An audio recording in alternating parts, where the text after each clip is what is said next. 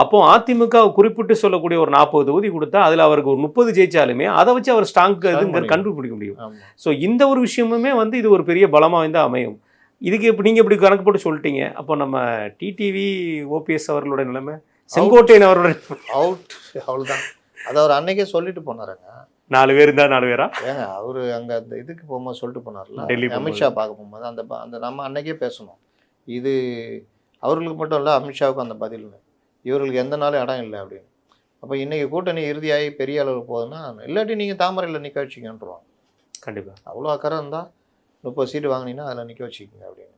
அந்த அளவுக்குலாம் டிடிவி அவ்வளோ பேசிட்டாருங்க. சரிங்க, டிடிவிக்கு சில ஆப்ஷன் பாஜகவே கொடுக்கும். எப்படின்னா, உங்களுக்கு 2-3 சீட்டு தரோம், தாமரையில் நில்லுங்க, முதல் வேலையாக முதல்வர் வேட்பாளராக எடப்பாடி ஏற்றுக்கிறேன்னு அறிக்கை விடுங்கன்னு.